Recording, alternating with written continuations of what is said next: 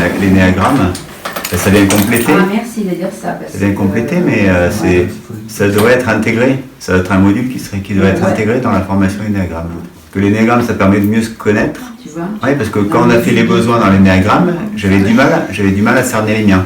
Je dis, bon, ok, j'ai besoin d'être seul de temps en temps. Enfin, d'accord, mais c'est pas ça qui va me faire vivre, d'être seul.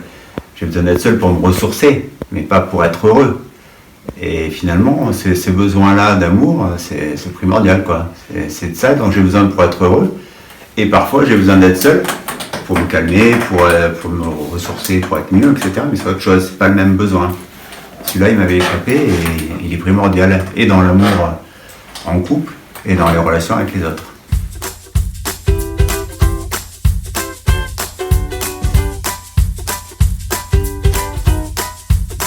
Ça me chamboule toujours de parler de ça parce que je le vis plutôt en manque, même si j'ai réussi à pallier avec les années. Moi, ça a été une révélation qui m'a permis que mon mari comprenne ce que je lui dis depuis 10 ans.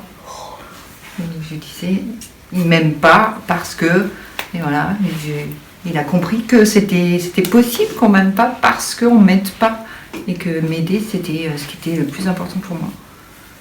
Et c'est toujours sensible d'en parler, ça me touche toujours énormément quand on me le fait, mais quand on ne me le fait pas aussi, c'est un soulagement de comprendre pourquoi ça me touche autant et d'avoir ce déclic.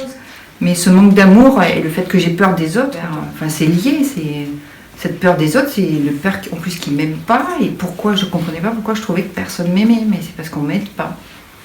Il faut que j'arrive à trouver des personnes qui m'aident, et mon mari maintenant qu'il a compris, ouais, qui ment.